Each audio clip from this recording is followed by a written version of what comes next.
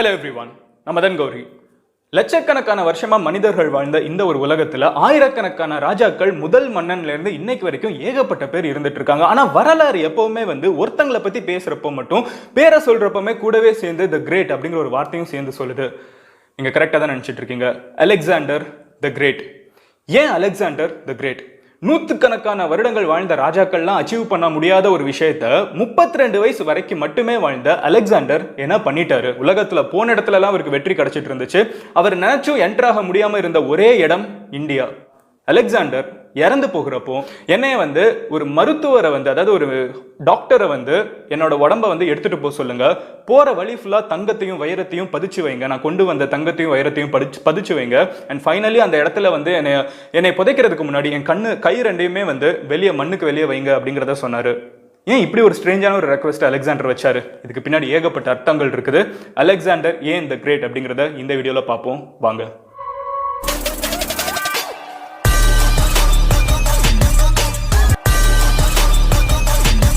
இவர் ஒரு அரச குடும்பத்துல கிட்டத்தட்ட ஜீசஸ் பிறக்கிறதுக்கு 300 வருஷத்துக்கு முன்னாடியே மெசடோனா அப்படின்னு சொல்லப்படுற ஒரு பகுதி கிரீஸ்ல இருக்குது. இந்த பகுதியில் பிறந்த ஒருத்தர் தான். நம்ம 2300 வருஷத்துக்கு முன்னாடி இருக்கிற ஒரு கதையை பார்க்க போறோங்கிறத ஸ்டார்டிங்லேயே தெரிஞ்சுக்கோங்க. ஸோ உங்களோட இமேஜினேஷன் எல்லாமே ஒரு 2300 இயர்ஸ்க்கு முன்னாடி கிரீக்க மக்கள் எப்படி வாழ்ந்திருந்தாங்கிறத யோசிச்சு ப்ராக்டிஸ் பண்ணி யோசிச்சு பாருங்க.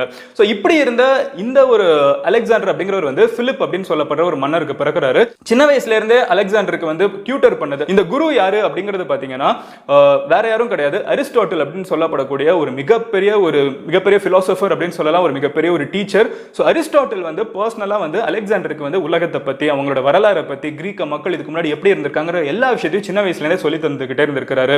அலெக்சாண்டர் இதெல்லாம் ஒரு சைடு படிப்பு அப்படிங்கிறதுல ரொம்ப ஆர்வமா இருந்தாலும் இன்னொரு சைடு போர் வியூகம்னா என்ன, எப்படி ஒரு போர் தொடுக்கிறது, நம்மளோட படைகளை பத்தி நம்ம முதல்ல தெரிஞ்சுக்கணும் அப்படிங்கிற எல்லா விஷயத்தையும் தன்னோட அப்பா கிட்ட இருந்து கத்துக்கிட்டே இருக்காரு. இப்படி இவரோட சின்ன வயசு போயிட்டே இருந்த ஒரு காலகட்டத்தில் ஒரு மிகப்பெரிய ஒரு சம்பவம் நடக்குது. பிலிப் அப்படிங்கிறவர் அந்த இடத்தை கிரீஸே பரிசா ஆண்டுட்டு இருக்காரு. அவரோட அப்பா ஆண்டுட்டு இருக்காரு. அப்படி இருக்கிற ஒரு காலகட்டத்தில் தனக்கு ஏத்த மாதிரி ஒரு குதிரையை வாங்கணும் அப்படின்னு சொல்லி பிலிப் அங்க கிரீக்ல இருக்கிற எல்லா மக்கள் கிட்ட சொல்லி அனுப்புறாரு. உங்ககிட்ட இருக்கிறதே தெரிஞ்ச பயங்கர கெத்தான ஒரு குதிரையை என்கிட்ட கொண்டு வாங்க அப்படிங்கிற ஒரு விஷயத்த சொல்றாரு. அண்ட் ஃபைனலி ஏகப்பட்ட பேர் நிறைய குதிரையும் கொண்டு வராங்க. இத்தனை குதிரையை கொண்டு வரப்ப அவர் அதுக்கு எந்த குதிரை வாங்குறதுங்கிறதுக்கு கரெக்டா டெஸ்ட் பண்ணும். கரெக்டா சோ அதுக்குன்னு ஒரு கிரவுண்டை டெவலப் பண்ணி இந்த இடத்துல எந்த குதிரை இருக்கிறது அதிகமா சாகசங்களை பண்ணுதோ, எது தன்னோட கண்ட்ரோல் சொன்னதை கேட்குதோ அந்த குதிரையை வாங்கலாம் அப்படிங்கிற ஒரு முடிவுக்கு இருக்காரு. அப்படி இருக்கிறப்போ கொண்டு வரப்படுற ஒரு பர்டிகுலர் குதிரை அவர் சொல்றதை கேட்கவே மாட்டேங்குது, கண்ட மணி குதிச்சு இருக்குது. பிலிப்புக்கு சம கடுப்பாயிடுச்சு. இதெல்லாம் ஒரு குதிரைன்னு சொல்லி கூப்பிட்டு வந்திருக்கீங்களே, இதை அனுப்புங்க அப்படின்னு சொல்ற நேரத்தில் அலெக்சாண்டர் ஒரு டீனேஜர், இது வரைக்கும் அங்க இருக்கிற கிரீக்க மக்கள்னால பெருசா பார்க்கப்படாத ஒரு அரசியல் வாரிசா மட்டுமே பார்க்கப்பட்ட ஒருத்தர் கூட்டத்துக்குள்ள வெளியே சொல்றாரு, அந்த குதிரை கிட்ட நாம் போகணும் அப்படின்னு சொல்றாரு. அந்த குதிரை ஒரு மதம் பிடிச்ச யானை மாதிரி கண்ட மணிக்கு குதிச்சிட்டு இருக்கு. இருந்தாலும் பிலிப் சொல்றாரு சரி போ அப்படிங்கறத சொல்றாரு.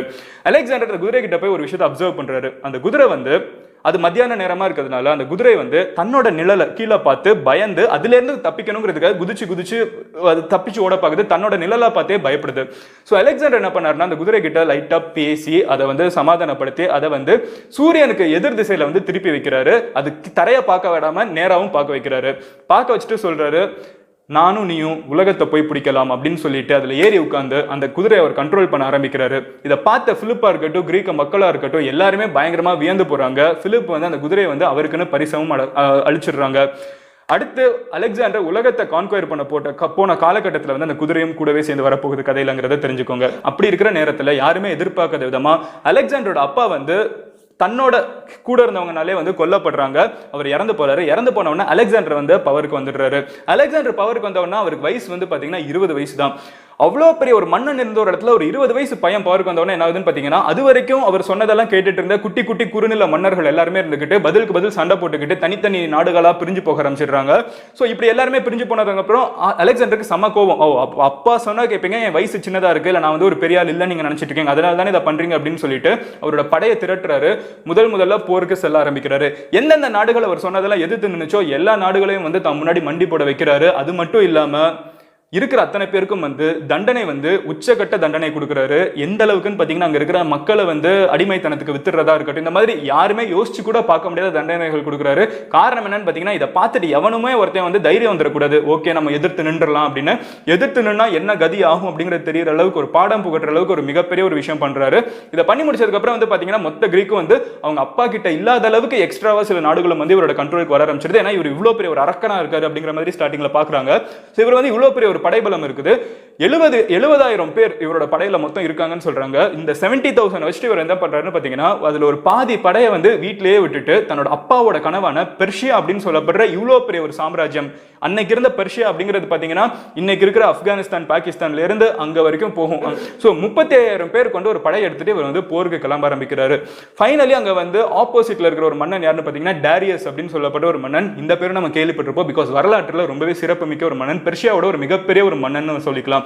சோ டாரியஸ் வந்து நதிக்கரைக்கு இந்த சைடு இருக்காரு, அலெக்சாண்டர் நதிக்கரைக்கு இந்த சைடு இருக்காரு. டாரியஸோட படை வந்து அலெக்சாண்டரை விட டபுள் த டைம்ஸ் இருக்குது அப்படிங்கறத தெரிஞ்சுக்கோங்க. இந்த சைடு வந்து அலெக்சாண்டர் இருக்காரு.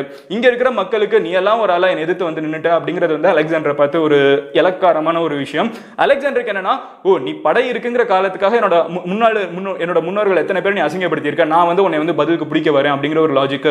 ரெண்டு பேரும் போர்ல மோதுறாங்க. ஃபைனலி போர்ல வந்து ஜெயிக்கிறது யாருன்னு பாத்தீங்கன்னா அலெக்சாண்டர் தான் ஜெயிக்கிறாரு. யாருமே எதிர்பார்த்தது இல்ல.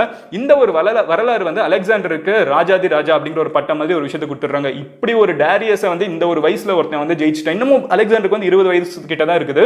சோ எல்லாரும் மிரண்டு போறாங்க. டாரியஸ் இந்த இடத்துல வந்து தோக்குறதுக்கு பயந்து தப்பிச்சு ஓடி போயிடுறாரு. அந்த அளவுக்கு ஒரு மிகப்பெரிய ஒரு வெற்றியா இருக்குது. பெர்ஷியா அப்படின்னு சொல்லப்படுற இவ்வளவு பெரிய இடம் வந்து அலெக்சாண்டருக்கு வந்து முடிசூட்டுறதுக்கு ஒரு மிகப்பெரிய ஒரு கான்டினென்ட்டை கையில கிடைச்ச மாதிரி ஆயிடுது. பாதி ஏசியா அப்படின்னு நம்ம வச்சுக்கலாம். சோ இப்படி ஒரு இடம் கிடைச்சதுக்கு அப்புறம் அலெக்சாண்டர் என்ன பண்றாருன்னு பாத்தீங்கன்னா உள்ளுக்குள்ள போறாரு. பெர்ஷியா மன்னர்கள் யார் யார் வந்து அவர் எதிர்த்து நின்னாங்களோ, குறுநில மன்னர்கள் யார் யார் இருந்தாங்களோ அவங்களை யாரையுமே துன்புறுத்தாம அங்க இருக்கிற மக்களை வந்து தன்னோட வசம் கொண்டு வரணுங்கிறதுக்காக அங்க இருக்கிற அரசு குடும்பத்தில் இருக்கவங்க எல்லாத்தையுமே வந்து ஒழுங்கா ட்ரீட் பண்றாரு. அங்க இருக்கிற ஒவ்வொருத்தவங்களையும் வந்து கல்யாணமும் பண்ணிக்கிறாரு. இங்கே வந்து 2 பேரை கல்யாணம் பண்ணிக்கிறாரு. சோ இந்த திருமணங்கள்லாம் எப்படின்னு பாத்தீங்கன்னா இந்த நாட்டுக்கும் வந்து ஒரு பாண்டை கிரியேட் பண்ற மாதிரி ஒரு விஷயத்தை உருவாக்குறாரு. இதெல்லாம் பண்ணி முடிச்சதுக்கு அப்புறம் அலெக்சாண்டர் இதெல்லாம் போகிறப்ப என்ன பண்றாருன்னு பாத்தீங்கன்னா அவர் வந்து சொந்தமா அவரோட பேருக்கு ஏற்ற மாதிரி வந்து புதுசா சிட்டிஸ் உருவாக்குறாரு. எங்க போனாலும் வந்து கிரீக் கலாச்சாரத்தை உள்ளுக்குள்ள திணிக்கணும்னு நினைக்கிறாரு. காரணம் வந்து அவரை பொறுத்த அளவுக்கு கிரீக் மக்களை தவிர மத்தவங்க எல்லாருமே வந்து காட்டு மிராண்டிகள் அப்படின்னு நினைச்சுக்கிறாரு. பட் பெர்ஷியாக்குள்ள வந்து பார்த்ததுக்கு அப்புறம் தான் அங்க இருக்கிற ஆர்கிடெக்சர், அங்க இருக்கிற ஆர்ட் இதெல்லாம் பார்த்துட்டு வந்து மிரண்டு போய் நினைக்கிறாரு, ஓகே நம்ம மட்டும் இல்ல உலகத்துல நிறைய கலாச்சாரங்கள் இந்த மாதிரி இருக்கு, எல்லாமே கெத்தான கலாச்சாரம் தான் அப்படிங்கறது தெரிஞ்சுக்கிறாரு. சோ அங்க இருக்கிற மக்களையும் வந்து ஈக்குவலா இங்க வந்து ஒரு கிரீக் ஜெனரல் இருந்தாங்கன்னா ஈக்குவலா வந்து ஒரு பெர்ஷியன் ஜெனரலும் இருப்பாங்க. இந்த மாதிரி வந்து ஒரு சிஸ்டம் கிரியேட் பண்றாரு. ஆனா இங்க இருக்கிற கிரீக் படை வீரர்களுக்கு எல்லாமே இது வந்து பயங்கரமா கடுப்பாகுது. ஏன்னா நான் கஷ்டப்பட்டு ஒரு இடத்தை ஜெயிப்பேன், ஆனா ஜெயிச்சவனுக்கு எல்லாத்தையும் எடுத்து கொடுத்துருவியா, எனக்கு ஈக்குவலா எப்படி அவன் நிக்கலாம் அப்படிங்கிற மாதிரி ஒரு அவங்களுக்குள்ளே ஒரு குழப்பம் உண்டாகுது. பட் இதெல்லாம் அரசியல், அங்க இருக்கிற ஆதாயங்களை தேடுறதுக்குங்கிறது அங்க இருக்கிற மக்களுக்கு புரியல, கிரீக் மக்களுக்கே புரியல. சோ இது கடுப்புறம் என்ன ஆகுது அப்படிங்கிறது பாத்தீங்கன்னா அலெக்சாண்டர் அடுத்து போகக்கூடிய இடம் பல வருஷமா ஒரு காதுல ஒரு விஷயம் சொல்லிக்கிட்டே இருக்காங்க. ஈஜிப்ட் அப்படின்னு சொல்லப்பட்ட ஒரு இடம் வந்து பயங்கர பெயர் போன ஒரு இடம்பா. இங்கதான் வந்து இருக்கிறதுலே கெத்தான வைரங்கள், வைடூரியங்கள், பல வருஷமா இங்க ஒரு கல்ச்சர் இருக்குது அப்படிங்கிற விஷயம் எல்லாம் தெரியுது. சோ அலெக்சாண்டர் வந்து ஈஜிப்டை நோக்கி அவர் போடப்படுறாரு, ஒரு மிகப்பெரிய படையை கொண்டு போறாரு.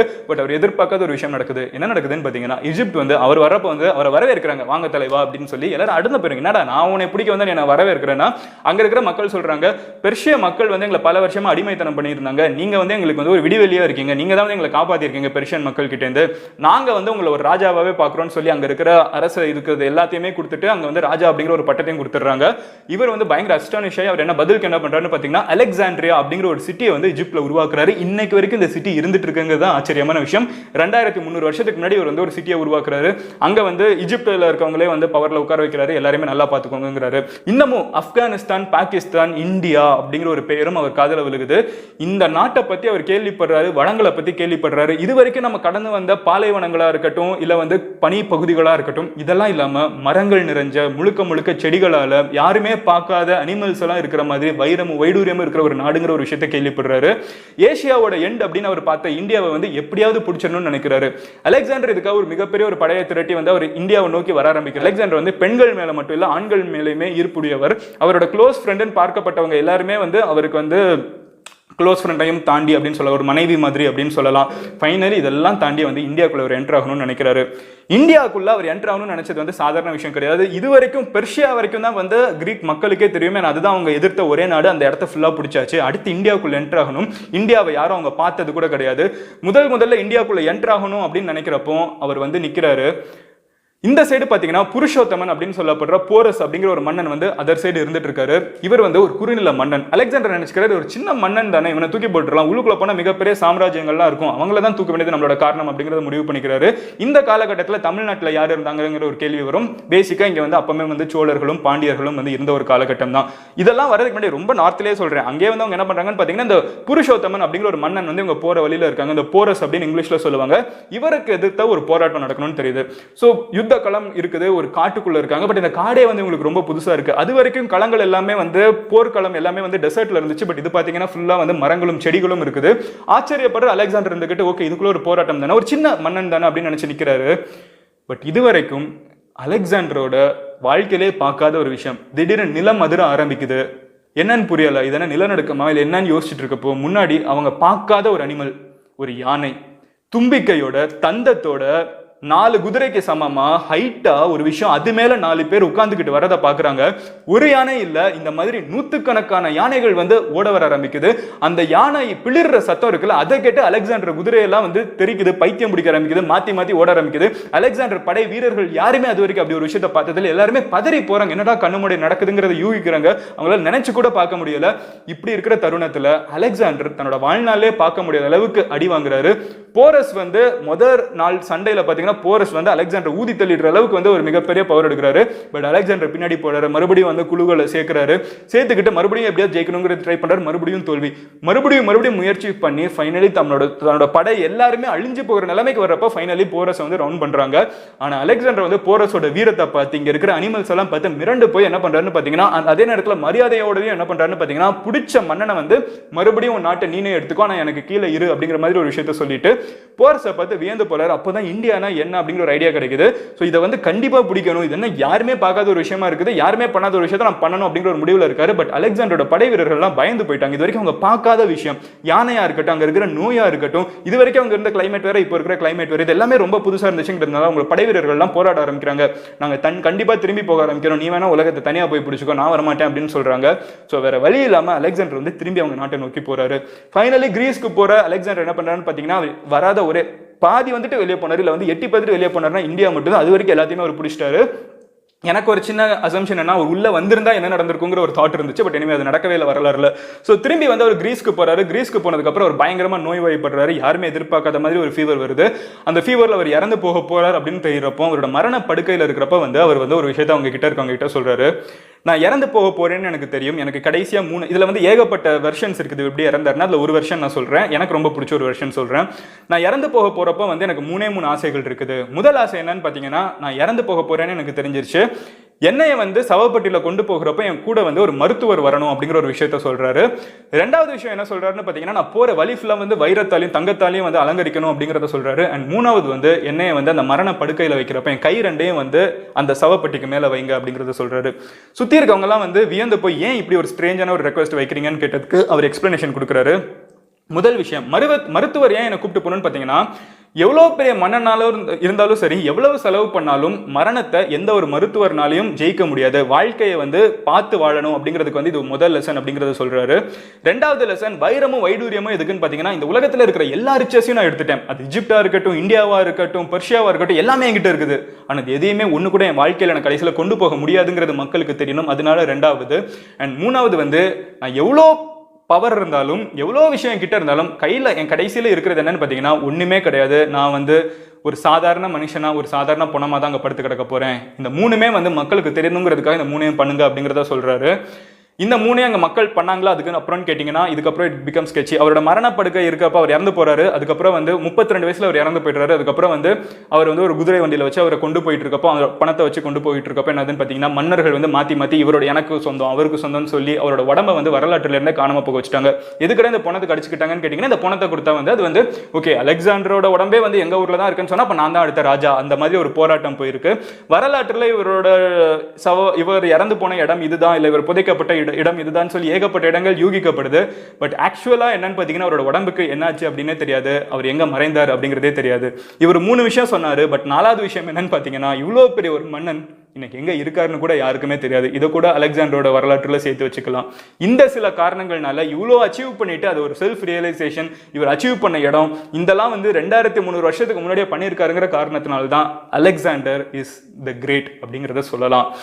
உங்களுக்கு இந்த ஹிஸ்ட்ரி பிடிச்சிருந்துச்சுன்னா நீங்க கமெண்ட்ல அடுத்து எந்த மன்னனை பத்தி நான் பேசணும்னு நினைக்கிறீங்கிறத லீவ் பண்ணுங்க. அண்ட் நாளைக்கு உங்களை இன்னொரு வீடியோல பார்க்குறேன். உங்க ஃப்ரெண்ட்ஸ் யாராவது வந்து ஹிஸ்ட்ரியில் ரொம்ப இன்ட்ரெஸ்டடா இருந்தாங்கன்னா அவங்க கிட்ட அதை ஷேர் பண்ணுங்க. Love you all, take care, bye, cheers.